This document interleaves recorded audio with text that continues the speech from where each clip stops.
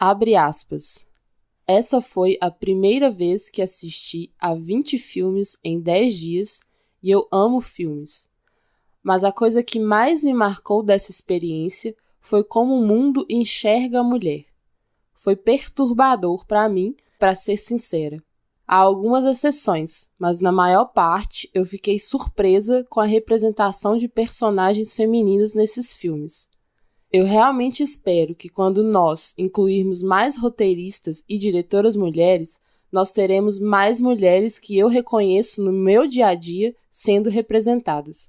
Mulheres proativas, que têm suas próprias causas, que não apenas reagem aos homens em volta delas. Elas têm seu próprio ponto de vista. Fecha aspas. Seja bem-vinda, seja bem-vindo ao Cinematório Café.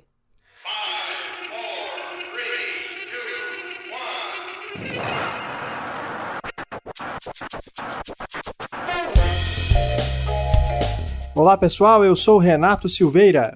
Oi, eu sou a Raquel Gomes. Este é o episódio de número 29 do Cinematório Café, podcast do site Cinematório. E este programa é sobre ela.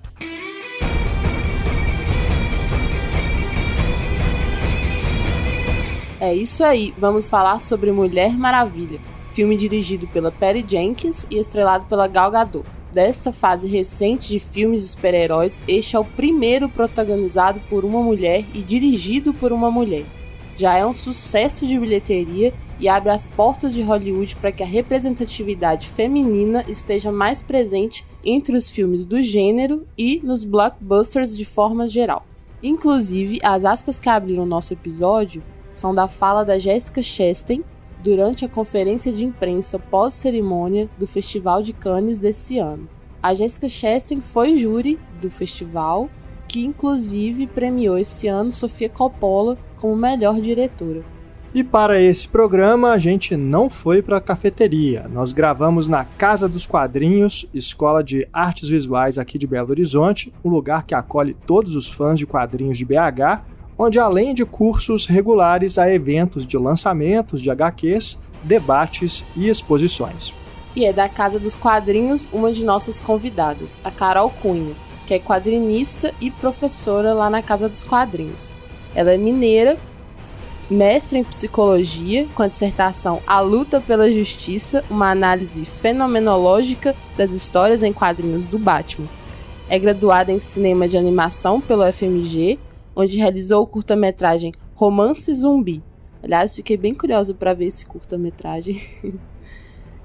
Já publicou as HQs independentes Uma História de Amor, em 2013, e Dandelion, em 2015. Dandelion que a gente tem aqui em casa, e é bem legal, recomendo. Adoro o traço da Carol. Ela participou também de uma coletânea de quadrinhos chamada Que Diferença Faz, que foi lançada no FIC, Festival Internacional de Quadrinhos aqui de BH, de 2015. Ela colabora em sites de quadrinhos e cinema, como Ladies Comics e outros. A gente vai deixar alguns links aqui para vocês conhecerem mais o trabalho da Carol, inclusive a página do Facebook Marca Rubra, que é onde ela divulga os trabalhos dela e tudo mais. E também conosco para falar de Mulher Maravilha e estreando como a mais nova integrante da equipe Cinematório está a Laura Batitucci. Ela é formada em letras e escreve também para o Fale de Cinema. E agora você também poderá ler os textos da Laura aqui no nosso site, o Cinematório, além de poder ouvi-la nos nossos podcasts. Então, seja oficialmente bem-vinda, Laura. Isso, bem-vinda, Laura, e você já pode ler o texto que a Laura escreveu para a gente sobre Monster, Desejo Assassino, o primeiro filme dirigido pela Patty Jenkins, que deu o Oscar de melhor atriz para a Charlize Theron. O link está aí na página do Cinematório Café e também na nossa seção de críticas. E aproveitando que estamos falando de novidades aqui no Cinematório, nós agora também temos uma página de financiamento coletivo no Padrim. Acesse então cinematório.com.br e clique no banner que está na capa do site para conhecer melhor o nosso projeto, ou você pode ir direto em www.padrim.com.br/cinematório. Lá você pode ver as recompensas que estamos oferecendo, baseadas no valor que você puder contribuir. E apoiando o Cinematório, você garante que a gente aprimore cada vez mais o nosso conteúdo, seja os podcasts, seja os textos publicados no site, seja os vídeos que a gente está começando a fazer.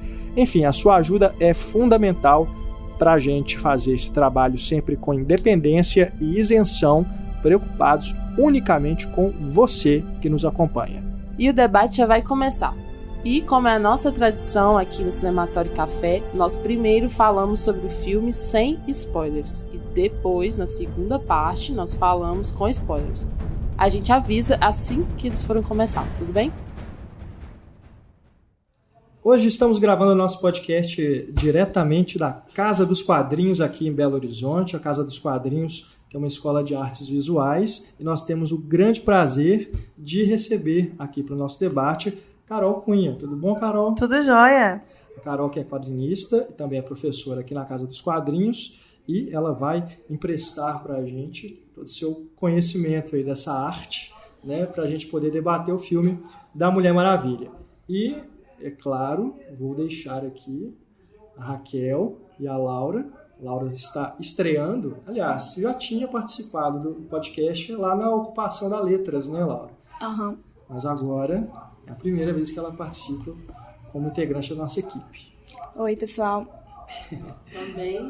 Também no Hangout, né? Isso. Ah, sim, o Hangout, é verdade. A Laura estava lá também. Então, apresentações feitas, por favor, meninas, vamos falar sobre Mulher Maravilha. Bom, como você tinha comentado comigo antes da gente gravar o podcast, questão da origem da Mulher Maravilha nos quadrinhos, ela foi criada em 1941 pelo psicólogo William Moulton Marston. Ele trabalhou muito na área acadêmica, era um cara que era conhecido por ter desenvolvido o detector de mentiras, então isso tem uma correlação com a ideia do laço da verdade, né? Como ele trabalhou com essa ideia do polígrafo. E ele era um cara muito à frente do tempo dele, inclusive ele era um cara que era muito à frente, inclusive, da nossa própria época, né? Ele é um cara que hoje em dia as pessoas olhariam com ele, inclusive, com um certo assombro. Porque ele, além de ser psicólogo e defensor dos quadrinhos, ele tinha uma visão de mundo bastante diferenciada. Ele era uma pessoa que teve contato com o movimento sufragista durante o início do século XX, na época que ele estava na faculdade, e isso teve uma forte influência na vida dele. E a esposa dele, a Elizabeth Holloway, ela era formada em Direito. Ela também era uma sufragista bastante empenhada nesse movimento feminista no começo do século XX. E o William Moss acabou também se apaixonando por uma estudante dele, que é a Olivia Byrne.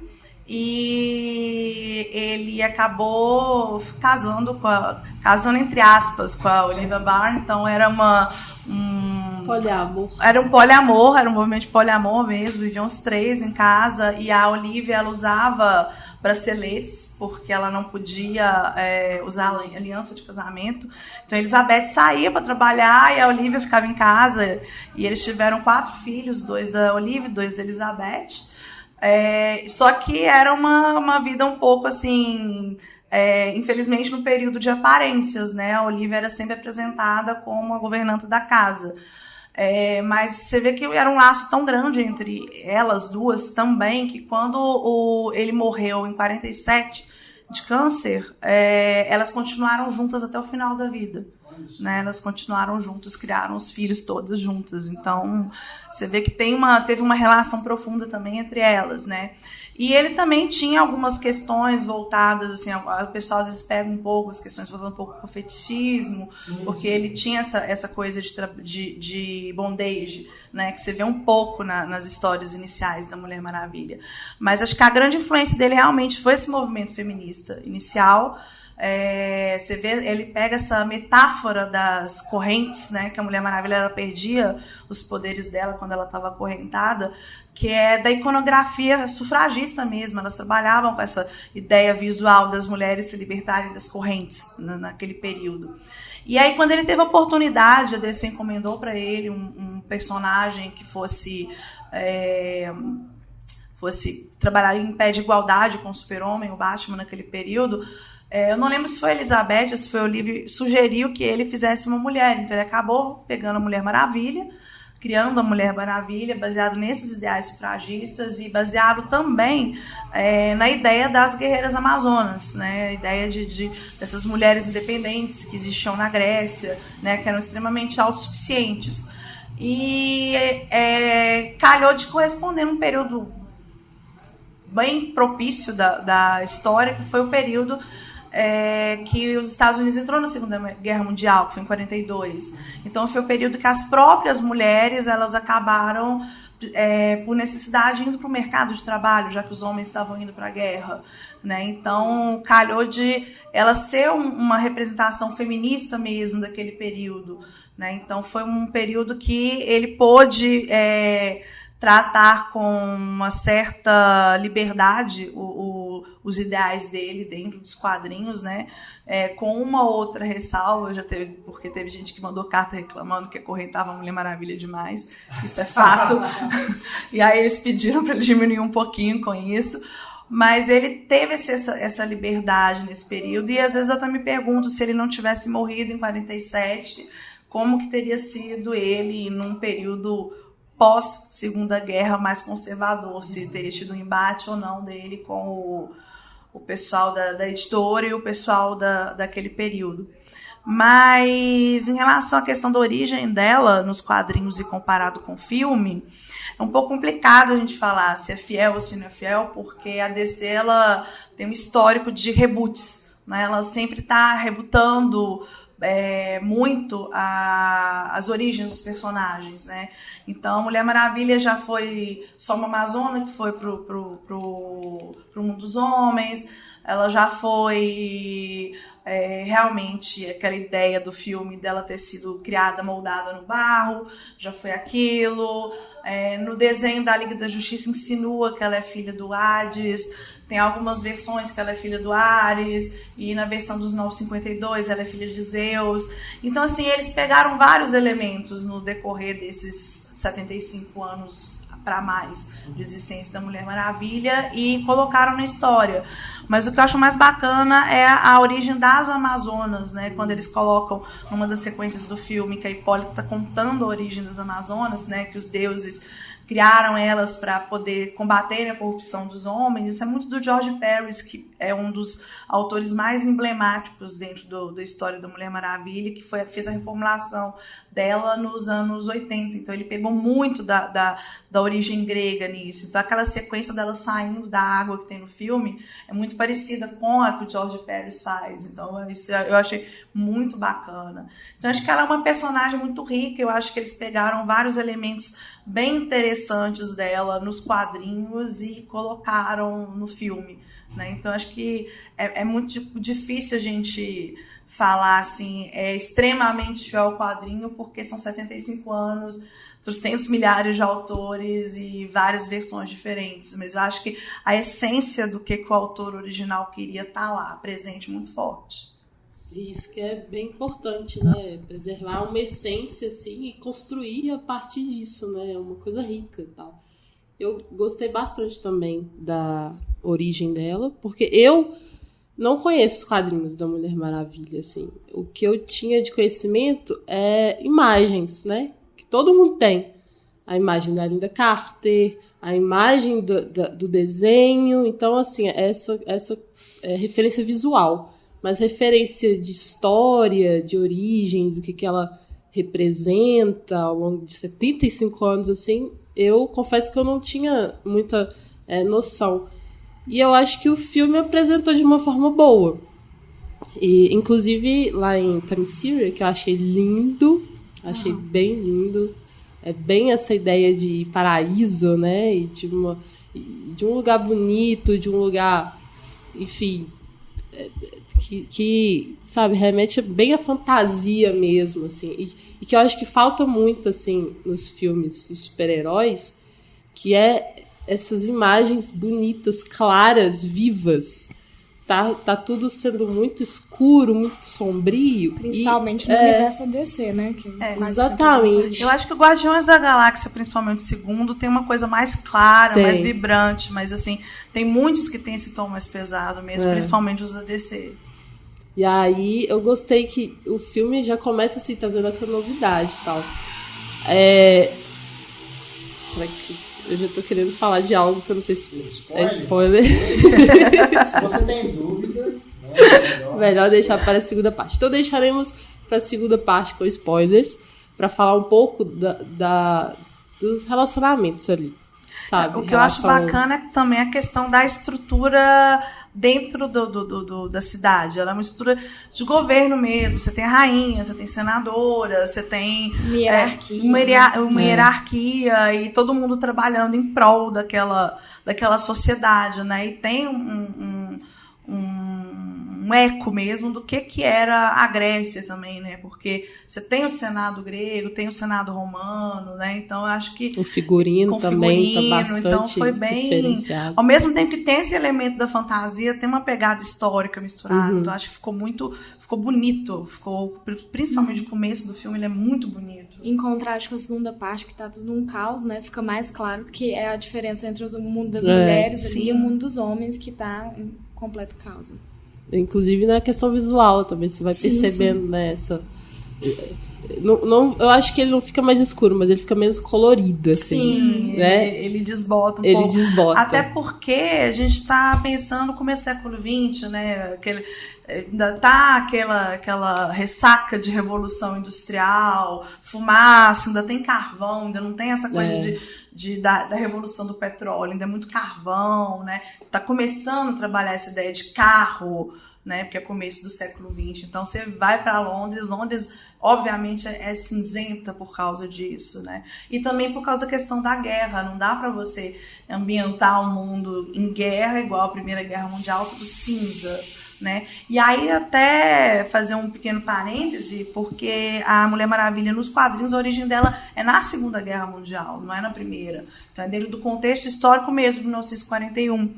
E no filme eu achei muito bacana eles terem pegado a Primeira Guerra Mundial justamente para fazer esse paralelo com o movimento sufragista, né? Que a Diana ela chega exatamente naquele período do século XX que as mulheres estão querendo ganhar um papel de destaque maior na sociedade, não ficar mais só confinada dentro de casa, não ficar só em segundo plano, né? É o momento que elas querem o direito do voto. Que eu acho até muito legal que a Aita Kendi, que é uma personagem que aparece nessa segunda parte do filme, falasse, e nós mulheres, como que a gente luta? Quando a Diana pergunta, né? Ela fala, a gente luta com a nossa convicção.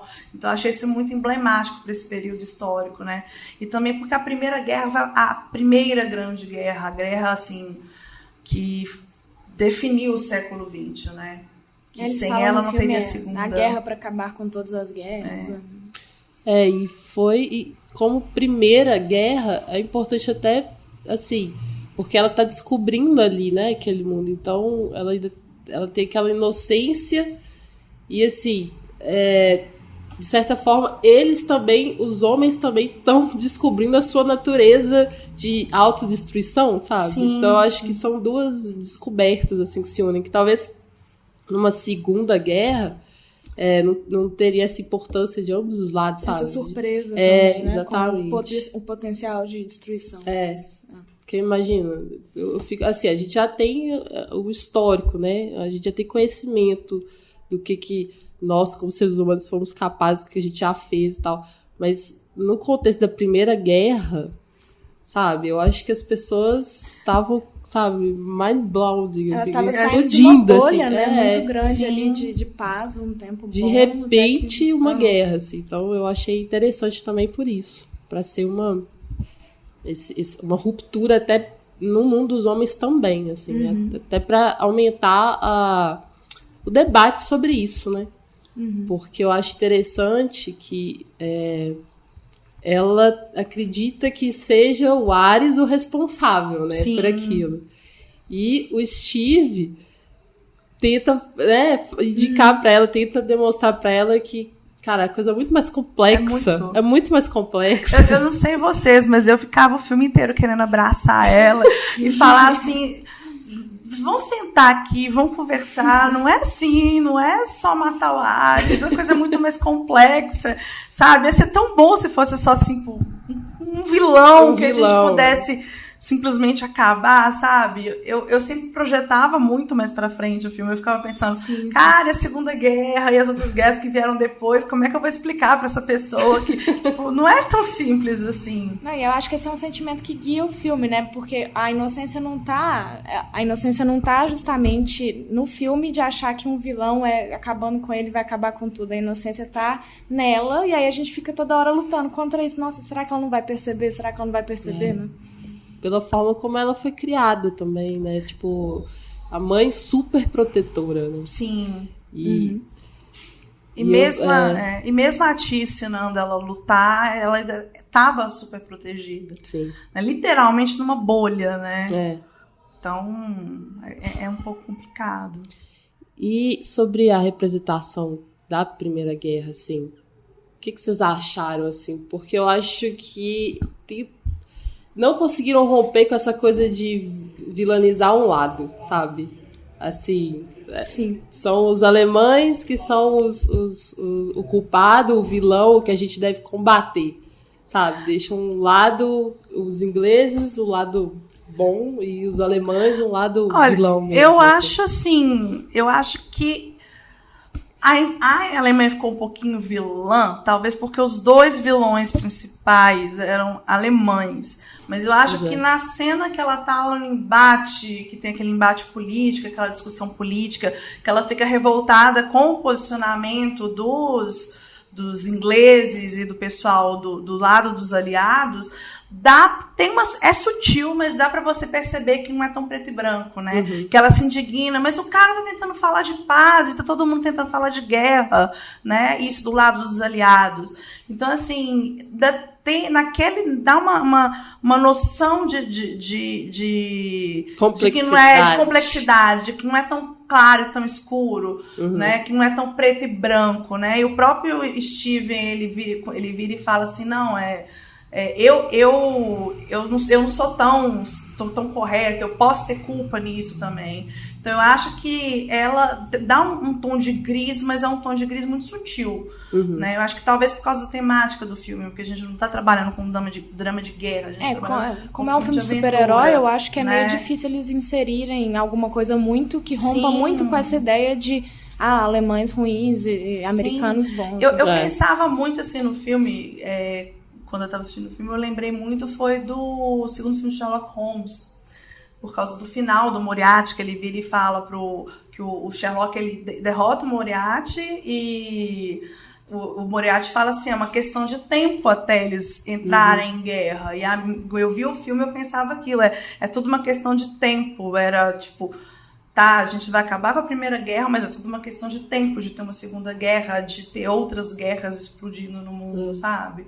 Então me veio muito isso na cabeça, assim, não era tão preto e branco se a gente começar a pensar, não é, por exemplo, os Skitauri caindo do espaço e os Vingadores dando porrada, sabe? Você tem o filme do Capitão América, né, que o vilão é literalmente quase o Hitler, né? Então tipo assim... Eu acho que teve um gris, sim, mas não dava para aprofundar pela temática do filme. Talvez até pela própria inocência da Diana, sabe? Porque a gente vê muito o filme do ponto de vista dela. Né? A gente tá entrando naquele mundo junto com ela. Mesmo e ela a gente chega lá, background. E ela chega lá guiada pelo Steve, né? Então... Sim. Eu queria só comentar alguma coisinha a respeito desse início, né? Porque uma das coisas que eu mais gostei no filme foi justamente ela ser essa Mulher Maravilha inocente que está começando, né? E você vê que enquanto ela está ali no meio da guerra, até a forma como ela corre, às vezes é uma coisa meio desengonçada. Assim, apesar dela ser treinada para ser uma guerreira e tudo, mas você vê que não é aquela guerreira pronta, né? Que está no seu primeiro combate, de fato. Sim, né? Que não tem noção do que é uma guerra. Você vê, às vezes, ela com o braço assim, meio de lado, você olha assim, é meio estranho, mas é isso, né? Porque e na fala dela você também repara isso, que vocês comentaram aqui muito bem. Mas é uma das coisas que eu mais gostei. E a respeito da origem, a gente, lembrando aí dos filmes, né, desse universo DC, que começou aí com o Homem de Ferro, Homem de Aço, né? Homem de Aço. Que ali também já tem uma origem diferente da que a gente talvez esteja mais na nossa memória, né? Do Superman e tudo, apresenta também um Krypton diferente, né? Um planeta diferente. Então, me parece que o filme está bem alinhado, né? Com essa proposta dessa franquia. E essa paleta de cores mais na segunda metade casa bem com isso que a gente vem vendo, né, no Batman vs Superman, esse trailer da Liga da Justiça, a gente já viu com uma coisa mais escura também. Então é a tendência, né, da franquia mesmo, essa paleta de cores mais marrom, né, mais pro cinza mesmo, né.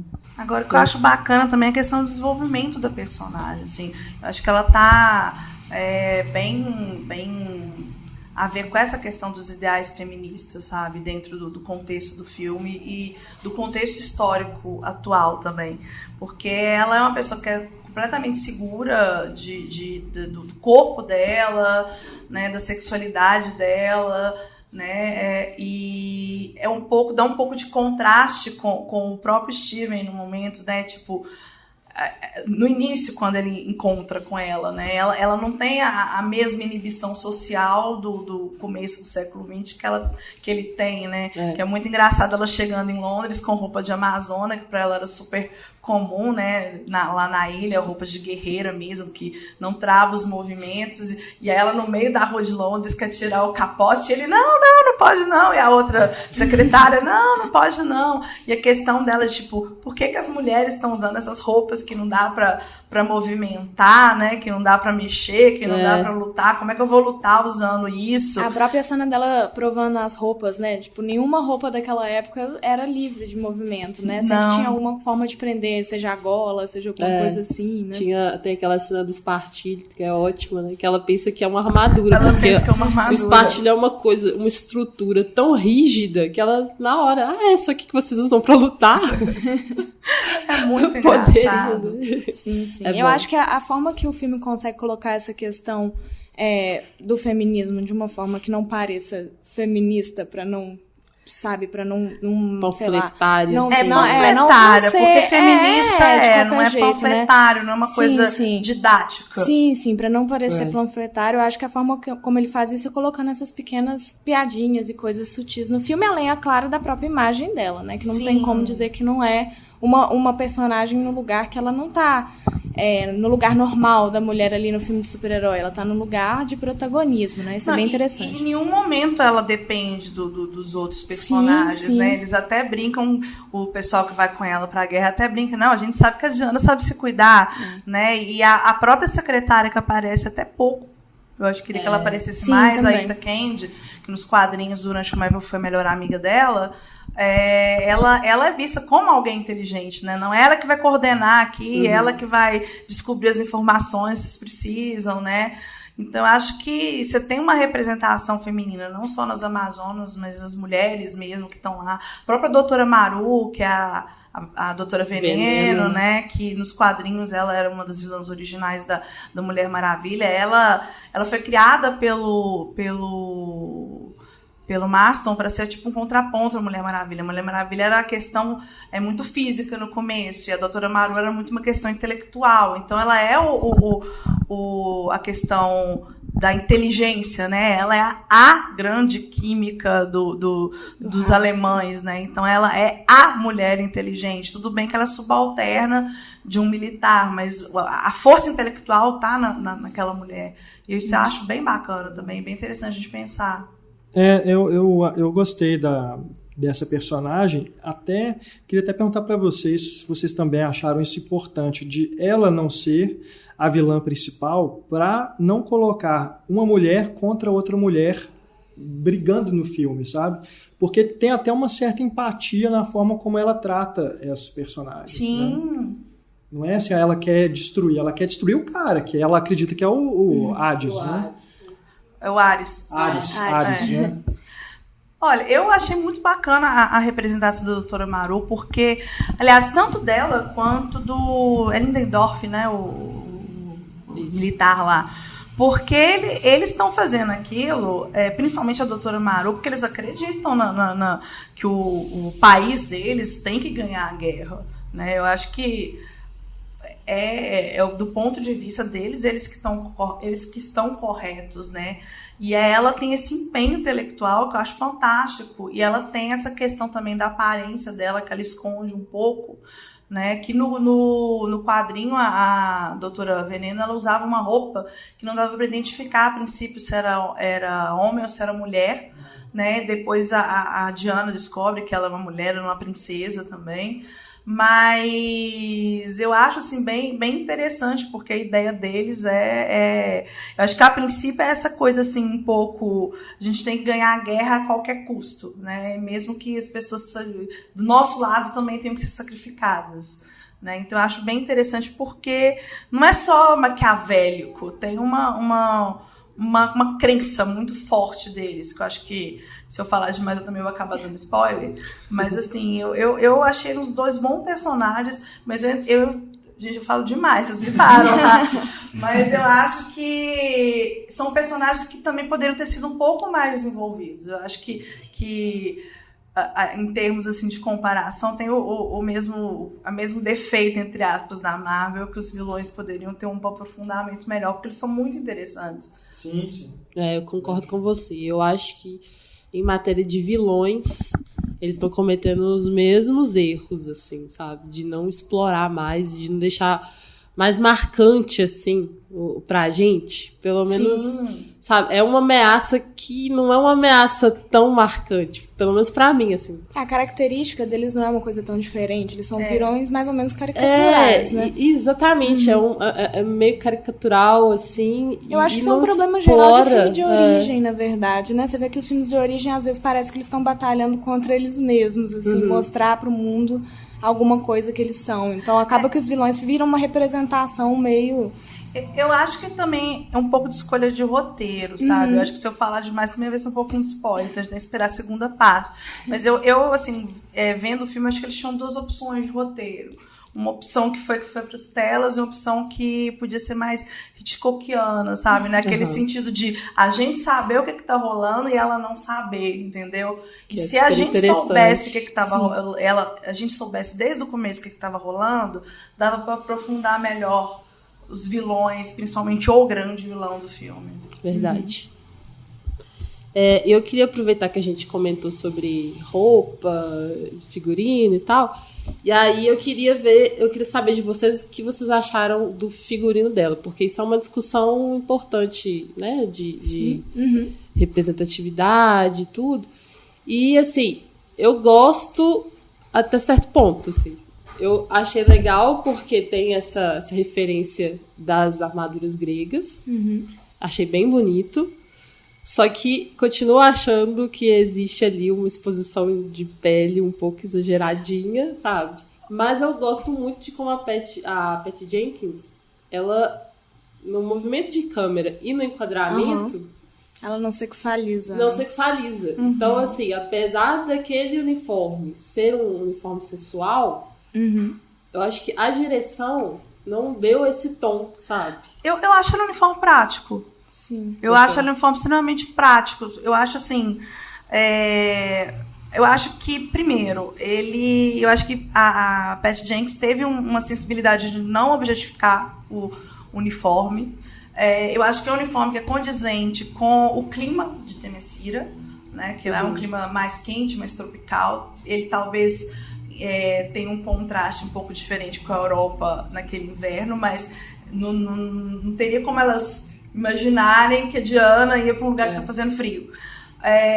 Eu acho que, principalmente comparado com alguns uniformes dos quadrinhos, eu acho que ele é bem, bem condizente. E eu acho, inclusive, que aquela cena dela vestindo as roupas, eu acho que tem um pouco a ver com a ideia do próprio uniforme mesmo. Porque o uniforme é bem solto, ela precisa chutar, ela precisa correr, ela precisa pular. Então ele precisa ser um uniforme maleável. Ela não é uma saia curta, ela é uma saia maleável. Não sei se vocês repararam isso. Ela não é uma saia fechada, ela é uma saia de placas, né? Então quando ela abre as pernas, a saia vai junto, né? Uhum. E a gente tem que pensar um pouco também que, às vezes, é um negócio que eu discuto muito quando a gente pensa em questão de quadrinhos, de uniforme de super-heroína e de super-herói, é questão muito de praticidade mesmo, e de questão de contexto histórico, né? Então, assim, na época que eu estava fazendo um roteiro que, não sei, talvez saia esse ano, mas a gente está fazendo um roteiro sobre uma guerreira, mais ou menos, na linha da Mulher Maravilha. Eu discutia muito com o Ed Vieira, que está fazendo o projeto Sachira. E aí a gente tem muito essa questão de embasamento histórico, e aí a gente estava discutindo, por exemplo, a questão dos gladiadores. E aí eu descobri que teve uma época que tinham mulheres gladiadoras mesmo, teve pesquisa histórica, descobriu ossadas de mulheres gladiadoras, registros históricos, legal, que elas costumavam, inclusive, a lutar sem peitoral, elas lutavam com o peito nu, igual os gladiadores homens, porque as peças eram pesadas, era muito questão de movimento, né? Então, às vezes, assim, acho que dentro do contexto histórico, se você pegar um 300 da vida e bater pau a pau com a Mulher Maravilha, acho que não tem tanta diferença de uniforme, né? Eu acho que comparado com os uniformes da série, dos outros filmes, eu acho que ele tá mais interessante, assim. Sim, também acho. Eu vi um texto, acho que foi da Isabel Wittmann, que tava falando sobre essa questão das roupas de super-heroínas. Daí tem um momento que ela discute essa questão da roupa da Mulher Maravilha, ela critica duas coisas. Ela fala que não deveria ser um tomara que caia, porque, vocês sabem, né? Tomara a gente fica puxando toda hora pra cima. É por isso que eu pensei, assim, a exposição de pele, eu acho que até nem é tanto aqui, na parte de baixo, porque a saia realmente ela tá um pouco maior. Porque vamos combinar que tem super-heroína que quando eles não têm esse cuidado, às vezes colocam até mostrando... A própria Mulher Maravilha tem uns dos desenhos que faz algo dental. Pois é. Exatamente. E aí eu vi que realmente teve esse cuidado de ser uma saia, né, legal. Que não é vulgar. Mas aqui, o tomara que caia... me deixa... Porque assim, não sei se é porque eu não me sinto tão confortável com o tomara que caia. Não, mas eu não conheço ninguém que se sente 100% confortável com o tomara que caia. Aí eu fiquei pensando, eu falei assim, cara, isso é uma coisa eu que na hora de lutar... Eu algumas coisas pra proteger o ombro. Sim. Questão de proteção mesmo. De armadura mesmo. De armadura mesmo, nos ombros. Mas aí eu fiquei pensando, talvez tenha a ver com essa imagem icônica da Mulher Maravilha, que eles não quiseram também mudar sim, tanto. Eu acho que essa ela ideia. Ela é característica dela, característica dela. E aí talvez eles quiseram preservar essa característica. Eu acho que foi bem isso. Mas, de certa forma, nos passa assim, isso não é tão confortável pra lutar. E outra coisa que a Isabel fala é a questão do salto alto, porque apesar dela estar com uma bota, né, dá pra ver que o salto alto tá escondido ali na anabela da bota, né? Então é um problema também. Não reparei porque nisso, não. Esse eu não reparei, não. Ela tem um salto alto ela ali. Tem saltinho? Assim. Ela tem um salto alto, não é um saltinho. Dentro da bota tem uma anabela, assim, aí o pé dela fica completamente vertical, quase. A Anabela é salto. A Anabela é salto, exatamente. Então eu imagino que ela, como uma pessoa alta também, ela não iria precisar disso pra lutar. Então qual que é a função daquilo, né? Eu não reparei também, Laura. Agora eu quero rever pra ver. Dá pra ver nas imagens de divulgação, assim, que ela tem um salto. É interessante isso. Que realmente salto alto também não é nada confortável salto alto não pra lutar. Não, gente, desculpa. Não é nem confortável pra andar no dia a dia, quanto mais pra lutar, né? Não, eu sou uma pessoa que não usa salto pra nada. Eu fico imaginando, nossa, é impossível. E eu li que ele foi construído de uma maneira confortável pra atriz também.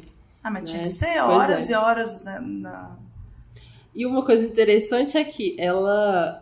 Durante um momento lá das filmagens, ela estava grávida. Sim, e já tinha barriga de 5 meses. E eu li que eles fizeram uma roupa com a parte verde, assim, da barriga, pra ser retirada depois. Que legal! Sim, eles esconderam a barriga com CGI mesmo. Exatamente. Olha que massa isso. Isso foi muito massa mesmo. É interessante. Eu queria que vocês falassem, mas acho que a gente pode abrir para spoiler, né? Já tem meia hora de programa.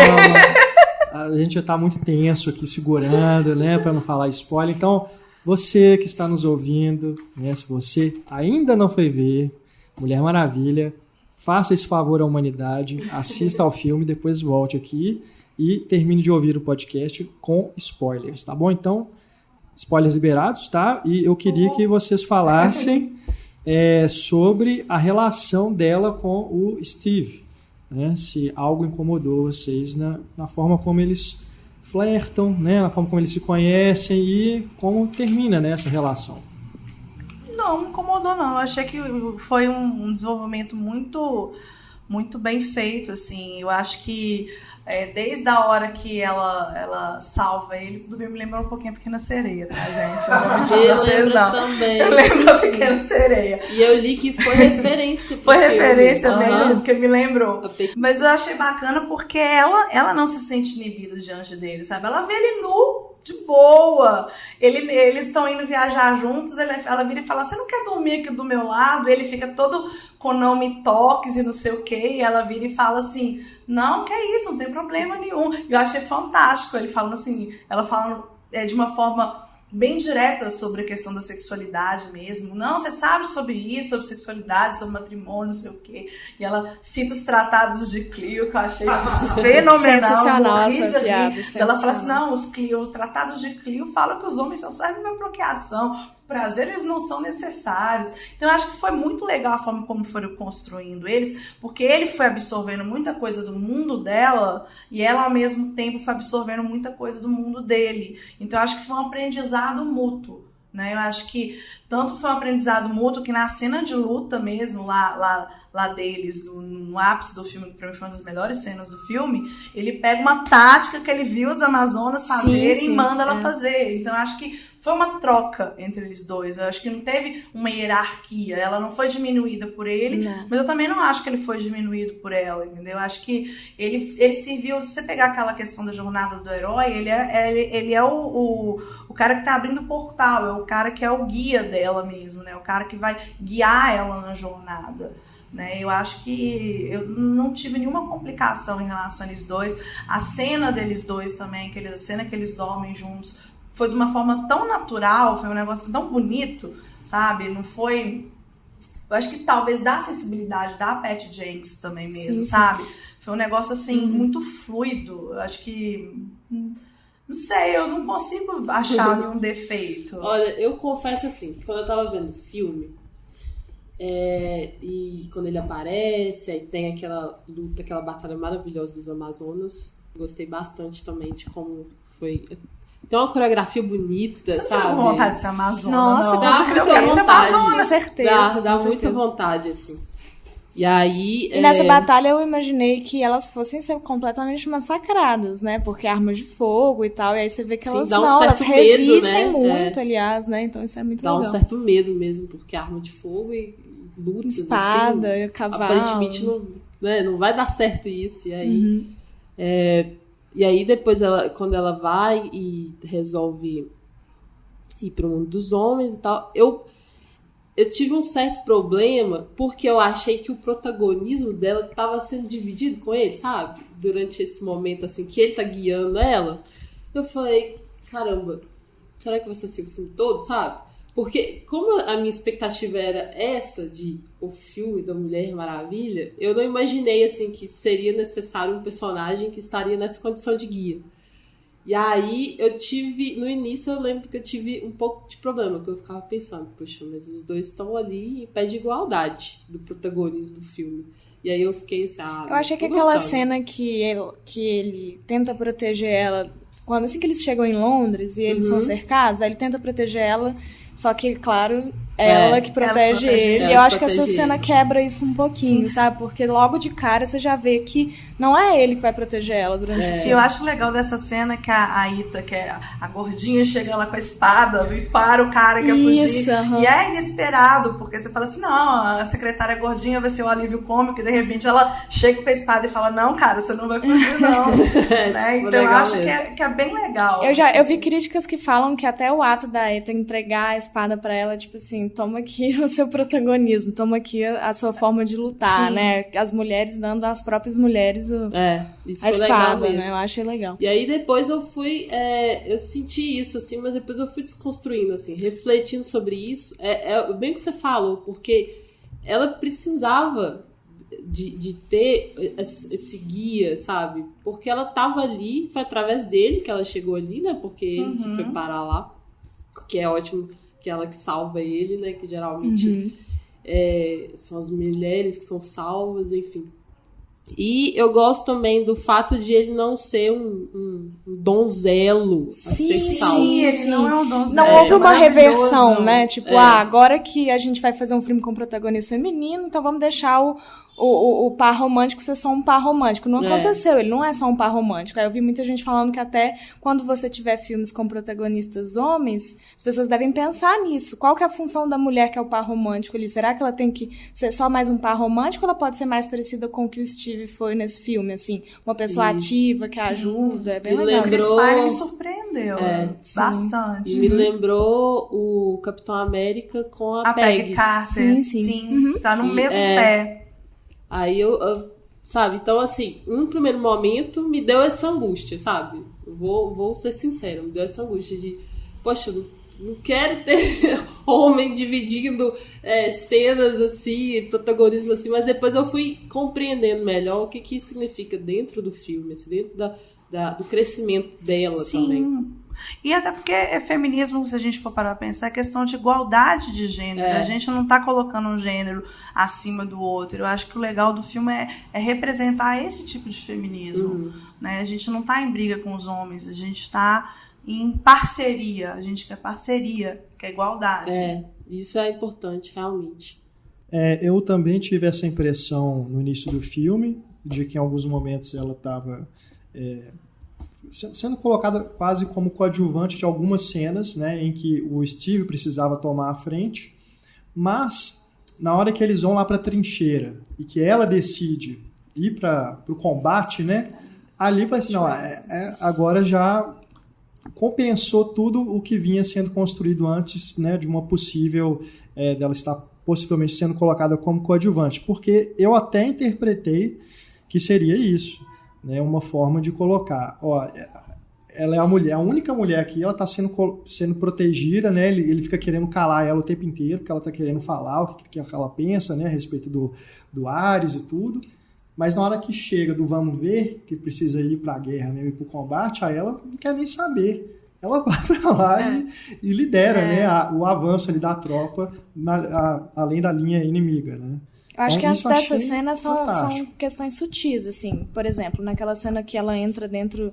O Steve fala com ela, fica aqui fora, e entra pra dentro da reunião, e aí ela entra logo atrás, e do nada ela tá do lado dele, ele olha, porra, como assim?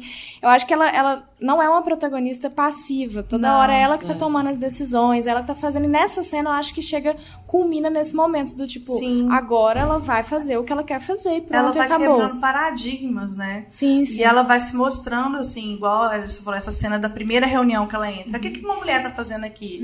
Né? Na segunda cena que ela tá lá, eles estão tentando decifrar o diário lá do Dr. Amaru, ela fala, isso aqui é otomano e sumério. Aí o povo, o que essa mulher tá falando? E o outro cara vira e fala assim, não, se ela sabe o que é, bota ela pra traduzir. Então ela vai quebrando paradigmas do filme todo, sabe? E o negócio que eu acho também muito legal da gente estar pensando é que ele não é só da questão da mulher, eles falam a questão de outras minorias também. Né, eu acho bacana que me lembrou até um pouco a ideia do One, né, de serem os párias da sociedade, que são os heróis daquele filme. Né? O Steven, tudo bem que ele é o cara americano, padrão, mas ele, igual ela mesma vira e fala pra ele, você é um mentiroso, contrabandista e um ladrão. E ele fala, sim, eu sou um mentiroso, contrabandista e um ladrão. Mas você tem o cara nativo americano, você tem o cara que é o escocês bêbado, que tem o trauma, né? Você tem o cara que é o do Oriente Médio, que vira pra ela, que vai ajudar eles e vira pra ela e fala assim, eu queria ser ator, mas eu não posso ser ator porque eu não nasci com a cor de pele certa. Essa cena eu senti muita metalinguagem, eu falei, caramba, o que ele tá falando? Será que ele tá falando da própria vivência dele? Eu achei fantástico isso, porque... Tem uma do índio também, né, que fala assim, porque ela pergunta, quem destruiu a sua comunidade? Aí o índio vira mostrando o Steve, o povo dele.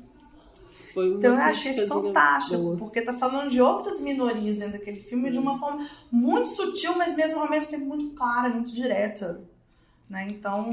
e dá uma universalidade pro filme, não é uma coisa...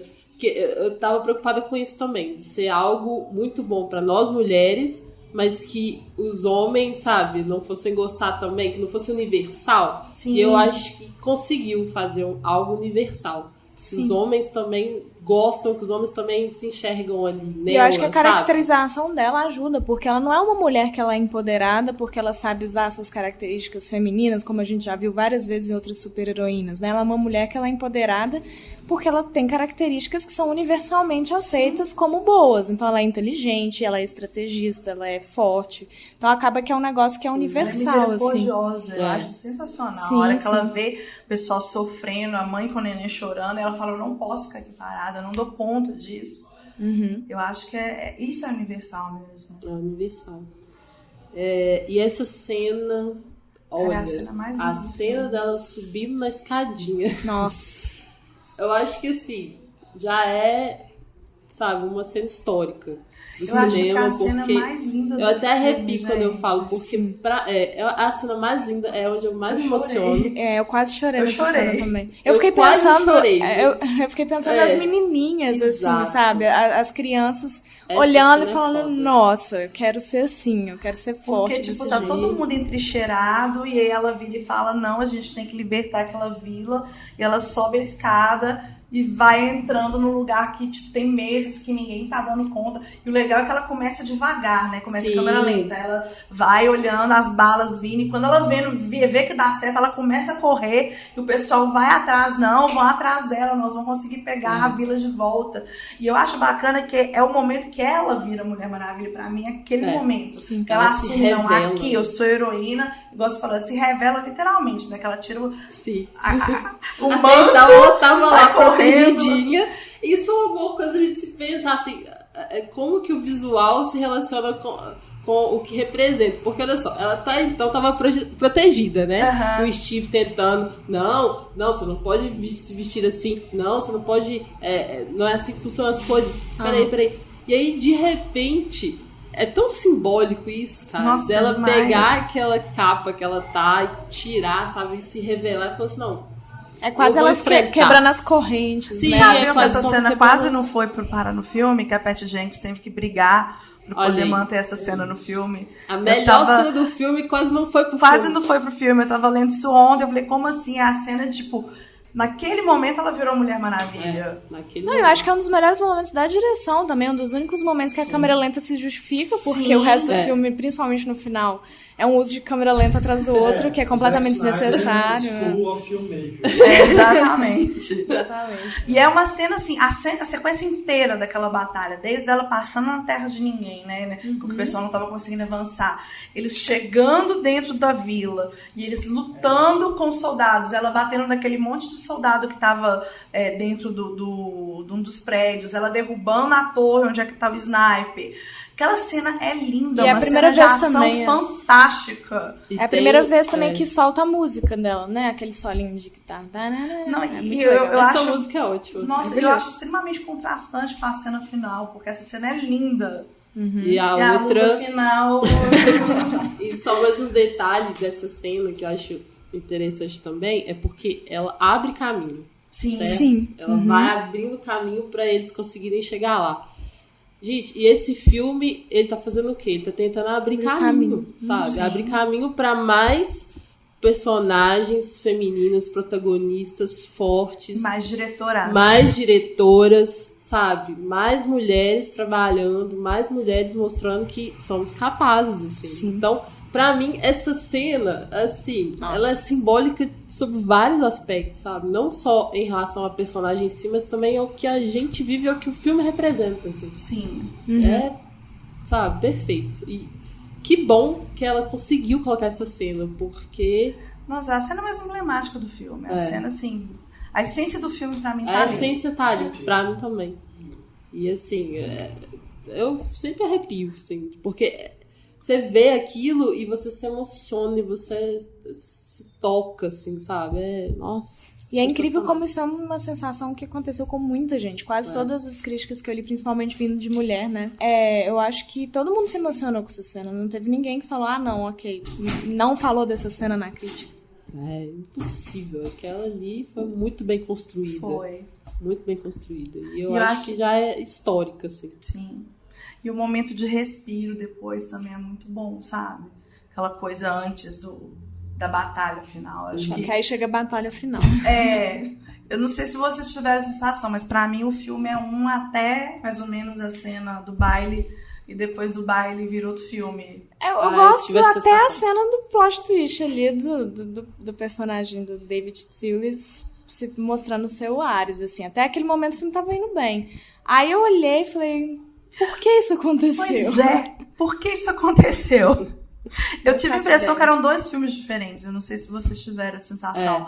Eu até concordo. Até a hora que ela mata o Lindendorf e ela descobre que, tipo, as coisas não são tão fáceis assim. Mas aí as coisas são fáceis, porque aparece ele lá e ele é a personificação do Ares, né? E aí eu fico perguntando por que ele apareceu, ele não precisava ter aparecido. E ainda explica tudo, né? Outro clichê também. Aquela coisa meio didática, né? Didática. É uma coisa assim, que subestima a nossa capacidade e a capacidade dela de entender o que está acontecendo. Eu acho assim, né? O problema não é ser didático, o problema é ser um didático burro. Entendeu? Isso. Tipo, contar, tipo, vou sentar e vou te contar uma historinha. É assim que aconteceu as coisas, sabe? E é o que a gente tava falando, os desperdício de ator. Porque ele é um ator muito legal, sabe? E ele é um personagem... Eu não sei se vocês descobriram que ele era o Ares antes do final do filme. Não. Eu saquei. Você sacou? Eu saquei. Eu saquei pelo seguinte, pra mim tava muito na cara que não era o Lindendorf. Tipo, ela vai matar ele, pronto, não vai acabar a guerra, então ele não é o Ares. Eu achei que não ia ser a Doutora Maru. Um dos motivos é que se fosse a Doutora Maru, eu acho que talvez alguns fãs mais radicais já tinham xingado muito na internet. E aí eu somei A mais B, e também por causa de alguns comportamentos dele, eu falei assim, velho, é o Sir Patrick que é o Ares, eu não acredito. E aí eu fui pensando assim, e eu acho o roteiro muito óbvio. Sim. Sabe? Do tipo, quem que é a matadora de deuses? Óbvio que era ela, aquela matadora de deuses, não era a espada. Sabe? Isso eu também achei. Muito óbvio. Eu fui mais inocente ainda, eu imaginei que o filme não ia por esse lado tão maquiavélico de fazer ela batalhar com Ares no final. Eu falei, nossa, vai terminar com uma mensagem super legal sobre o que é a guerra, o que leva à guerra, mas não. É exatamente aquele momento que o Steven vira pra ela e fala assim, eu também posso ser culpado, mas eu tenho que fazer alguma coisa, que a guerra não é tão preto e branco, e aí o Ares chega e você fala, não...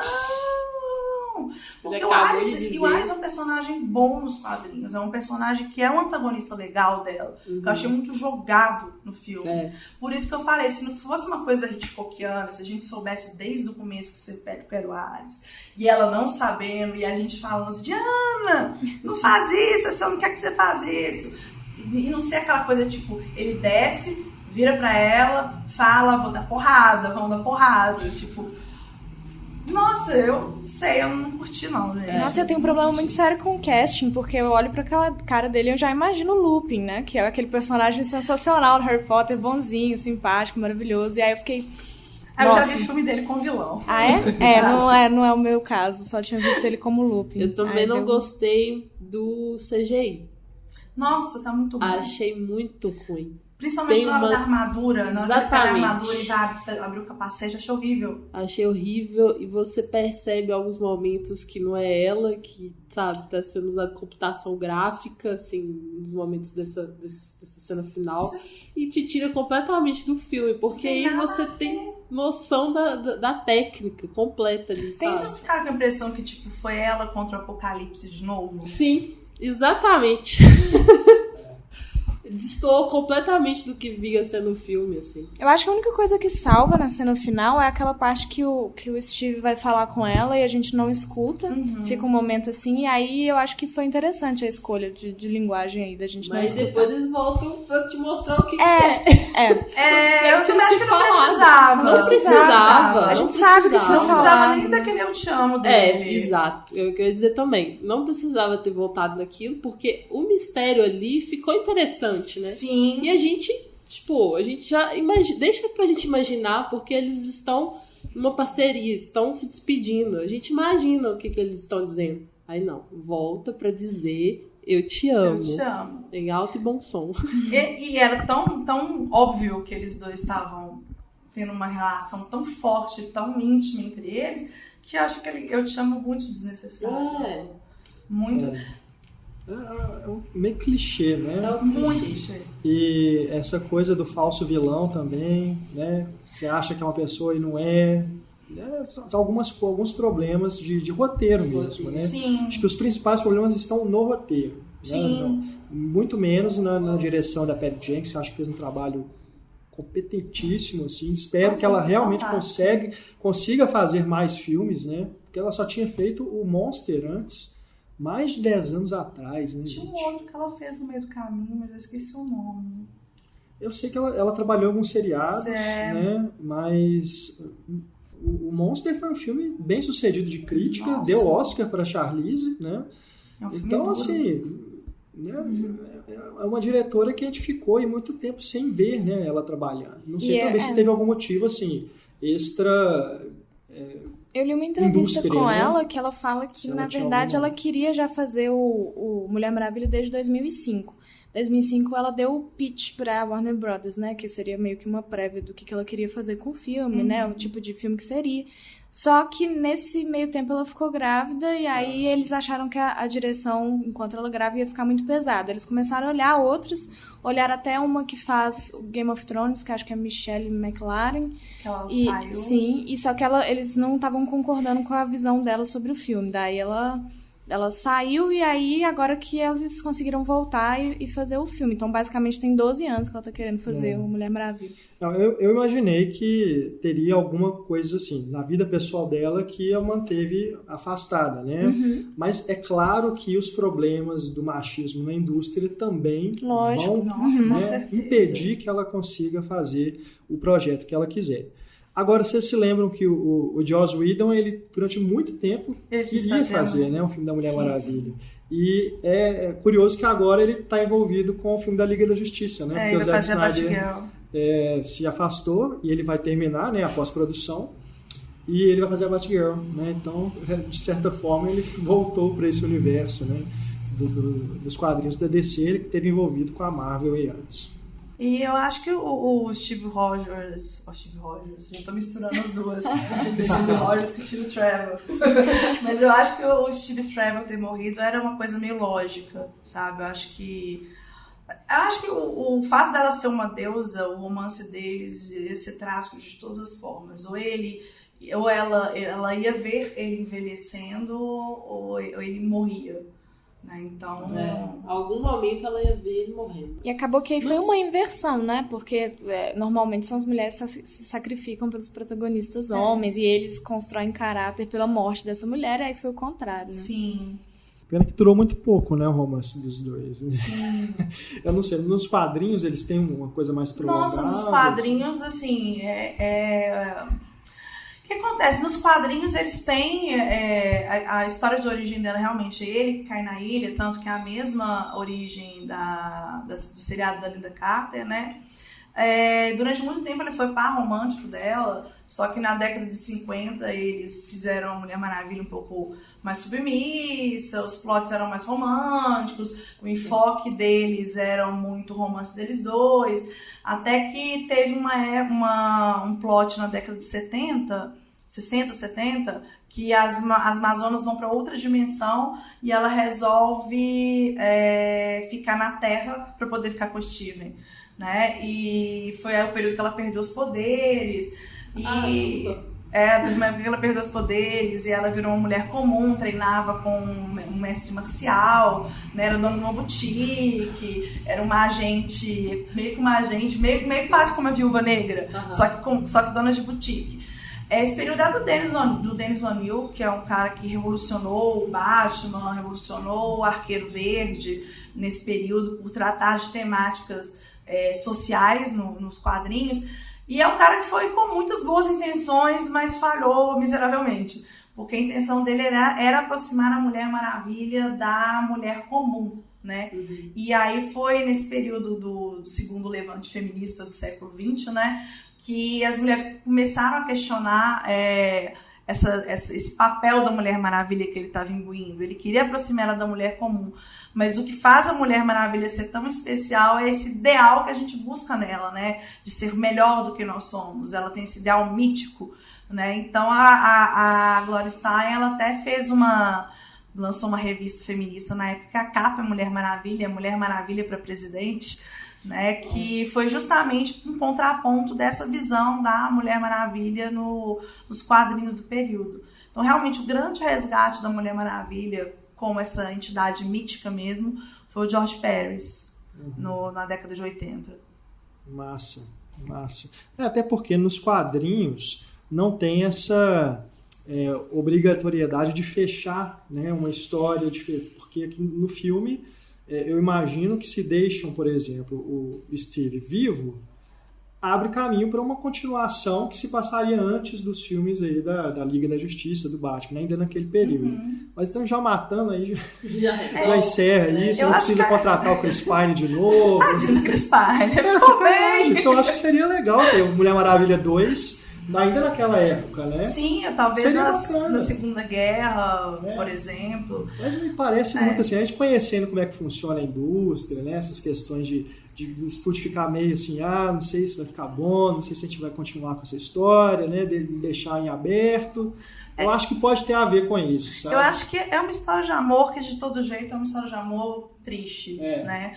Tanto que essa questão dele ficar mais velho, tem um episódio do desenho da Liga da Justiça, do Paul Dini e Bruce Timm, que a Mulher Maravilha volta no tempo, né? E aí ela conhece o Steve na Segunda Guerra Mundial, ele chama ela de Anjo, né? E aí quando ela volta pro tempo presente, ela vai atrás dele velhinho, né? Então é meio como o Capitão América com a Peggy Carter no filme do Capitão América 2 e no Guerra Civil, né? Então nos dois casos são histórias de amores, assim, pela metade, o que poderia ter sido se, né? Então acho que dá pra pensar o que poderia ter acontecido. Se alguém tiver curiosidade de procurar esse episódio da Liga da Justiça, eu recomendo muito, é um episódio muito bonito.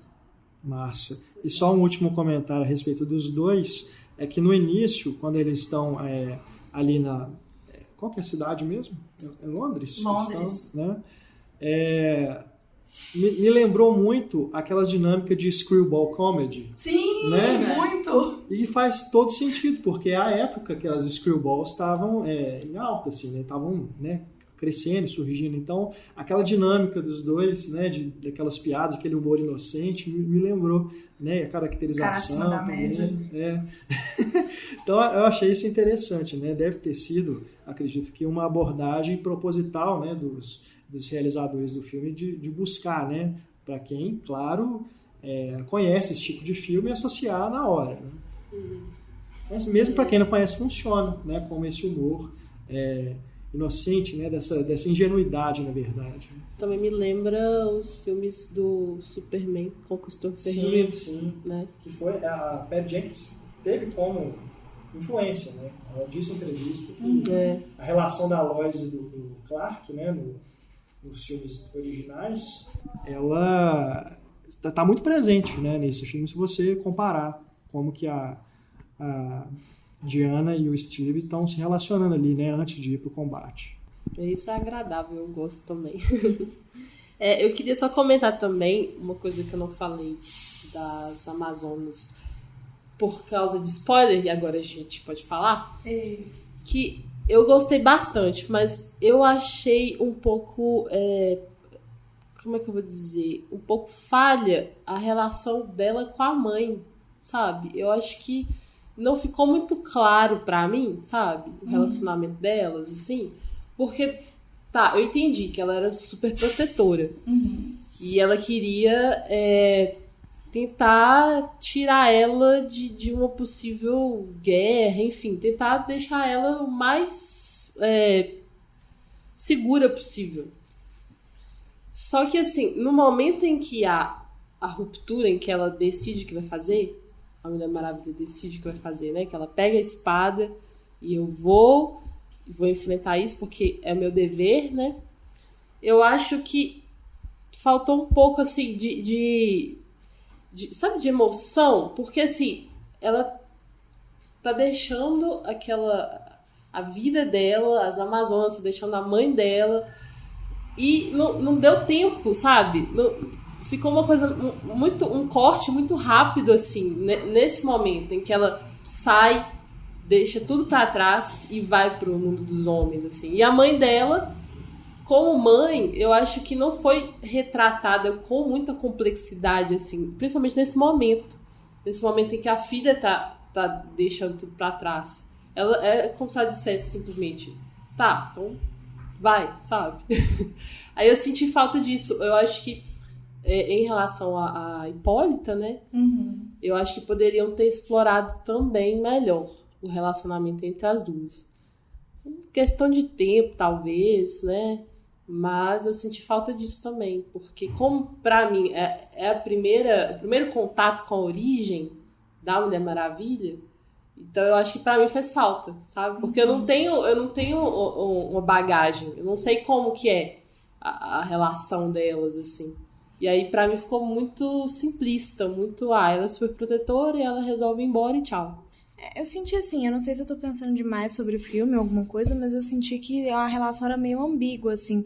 Pensando até nas mães de meninas que existem no mundo real, que é a relação de eu preciso proteger ela do patriarcado, eu preciso, né, criar ela de forma distante dessa coisa nociva para as mulheres, mas ao mesmo tempo eu preciso preparar ela para ela batalhar, caso seja necessário. Só que isso vai sendo adiado, né? Isso só acontece quando existe um confronto ali com a tia dela, né? Antíope, isso. E acho que essa relação ambígua é que define a relação dela com a mãe, pelo que eu entendi. Mas assim, talvez realmente eu acho que poderia ter sido desenvolvido com mais tempo. Ou talvez eles não desenvolveram mais porque ia liberar o grande spoiler do final da história, né? Porque ela sempre ficava. Se ela souber demais, quanto mais ela souber, mais rápido ele vai encontrá-lo. Isso é meio chato. Falava isso eu também achei meio chato. Fica em função do grande problema do que acontece no final. Exatamente. Aí acaba que a relação se limita a isso, assim, não tem que protegê-la, ela não pode saber demais. E a gente também fica. Então, é isso que eu queria pontuar, porque eu realmente, assim, fiquei com vontade demais daquele núcleo, daqueles relacionamentos, sabe? Daquele mundo ali. Será que ela volta em algum momento? Pois é, eu também achei que ficou muito, muito vago a mãe dela virar pra ela e falar assim, olha, você sabe que se você for pro mundo dos homens, você não pode voltar. Por que ela não pode voltar? Tem alguma magia que impede ela de voltar? Sabe? Eu achei que isso ficou muito solto, assim. Mas vamos ver se tiver continuação, né? Parece que eles estão negociando para Mulher Maravilha 2, se eles vão explorar isso ou não. Ia ser interessante, porque o Lar das Amazonas é bem complexo, assim. Sutilmente eles mostram que é bem mais complexo do que parece. Pois é, quero mais. Até porque a entrada por aquele portal me pareceu até bem, assim, não tem muito mistério, né? Achou um lugar, passou ali. Pois meio choquinho pra falar. Como é que ninguém caiu ali antes, Eu fiquei na dúvida se aquilo foi desencadeado porque ela liberou os poderes dela de deusa e estava preparada para poder ir pro mundo dos homens. Sim. Porque coincidiu exatamente na hora que ela dá aquele choque na tia dela e o poder dela de deusa solta. Foi mesmo. Eu não sei se isso foi a chave do portal, entendeu? Faz sentido. E eu tava com uma expectativa na hora que ela fala, eu vou te mostrar a saída pra esse lugar com o Steve. Aí ela vai a um porto com um barquinho. Gente, pelo amor de Deus, como assim? Achei que era uma caverna, alguma coisa super especial. Não, tem lá um barquinho, eles vão embora.